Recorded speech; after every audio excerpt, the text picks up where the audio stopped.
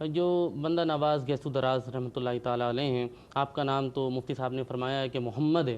آپ کا جو لقب ہے گیسو دراز، یہ کیسے پڑا اور یہ کیوں مشہور ہوا اور آپ کے نام سے زیادہ مشہور ہے؟ بسم اللہ الرحمن الرحیم، اللہم صلی علی سیدنا محمد النبی الامہ۔ قبلہ مفتی صاحب نے بڑی فصاحت اور بلاغت کے ساتھ جو تاریخی پیرہن میں جڑے ہوئے جو معاملات تھے ان کو بیان فرمایا۔ میں اسی میں سے کچھ چیدہ باتیں آپ کے حضور عرض کروں گا کہ دیکھیے، بات یہ ہے کہ فَاسْکُرُونِی أَذْکُرُکُم، جب ذکر یہاں ہوتا ہے تو اس کا مطلب یہ ہے کہ ذکر وہاں کیا گیا ہے، اسی لیے وہ زد عام ہوتا ہے۔ تو اب معاملہ جب بندہ نواز گیسو دراز کا ہے تو کہیں پر جب اللہ رب العزت کسی بندے کو نوازنا چاہتے ہیں اور جب اس کے اوپر نوازشات کی بارش کرنا چاہتے ہیں تو اس کی ابتدائی زندگی سے ہی وہ آثار نمو ہونا شروع ہو جاتے ہیں۔ جیسے کہ آپ کے بارے میں معاملات ایسے بھی مشہور ہیں کہ آپ شروع سے ہی یعنی دوست نواز تھے، تعلق داری کی مثال آپ پر ختم تھی، یعنی آپ کے دوست آپ سے اس قدر محبت کرتے تھے، یعنی آپ کا معاملہ عارفانہ اور محبتانہ اور معرفتانہ اتنا زبردست تھا دوستوں کے مابین کہ جب بھی کوئی کام کرتے تو ان کو شریک کرتے، اور دوست الا یہ ان کے لیے پانی کا گھڑا بھر بھر کے رکھتے، ان کے وضو کرواتے، یعنی دوست۔ اور آپ اپنی نوازشات میں اتنے بہترین تھے، اتنے اعلیٰ تھے، اتنے اعلیٰ ظرف تھے، یعنی بچپن کی زندگی ہے، چھوٹی عمر ہے، اس چھوٹی زندگی کے اندر، اس ابتدائی زندگی کے اندر آپ اپنے دوستوں کو انعامات سے نواز رہے ہیں۔ جس طریقے سے ایک بزرگ، ایک صوفی جس طریقے سے اپنے مریدین کو نوازتا ہے، اسی طریقے سے آپ اپنے دوستوں کو نواز رہے ہیں۔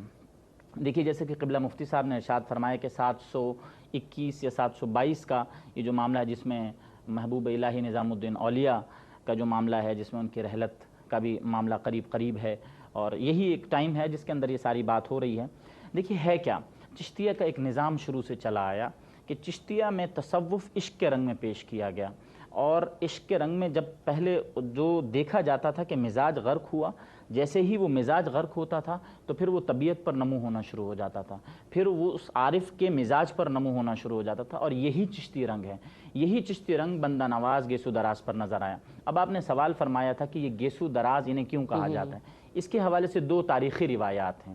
ایک روایت جو کہ ایسی ہے کہ جس کو کہ زد عام کیا گیا ہے، اور وہ یہ ہے کہ آپ کے مرشد کی پالکی کہیں سفر کے لیے روانہ تھی، اور قریب آدھے دن کا سفر تھا وہ جس کے لیے وہ روانہ ہو رہی تھی، تو آپ کے مریدین ان کو اٹھانے والے تھے، تو آپ وہیں موجود تھے۔ آپ نے عجلت کرتے ہوئے اسے اٹھایا، اور اٹھا کر کے جیسے کہا کہ میں اپنے مرید کی پالکی کا حصہ میں لے کر کے اپنے کاندھے پہ لے کے چلوں گا، تو اس میں ہوا یہ کہ آپ ایک ایسے قبیلے سے تعلق رکھتے تھے کہ جن کے گیسو دراز تھے، اور وہ سادات کی خاص نشانی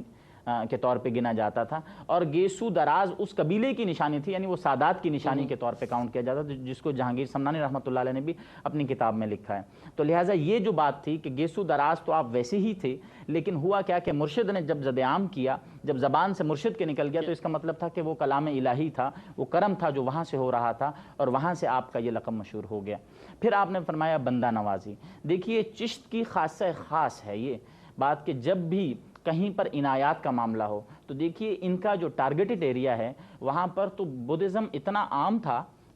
تھا کہ جس کو دل ہی کو دلوں سے جیتا جا سکتا تھا، اپنے اخلاقیات سے جیتا جا سکتا تھا۔ تو یہ وہ ترتیب تھی جو اخلاقیات میں سرکار دو عالم صلی اللہ علیہ وسلم کی، جو کہ حسینی سادات ہوتے ہوئے آپ کے مزاج میں پیدائشی طور پہ موجود تھی، آپ کے قبلہ والد صاحب کے مزاج میں پیدائشی طور پہ موجود تھی، آپ کے نانا کے مزاج میں پیدائشی طور پہ موجود تھی۔ تو یہ جو صفت تھی جو نانا سے اور والدہ سے چلی آ رہی تھی،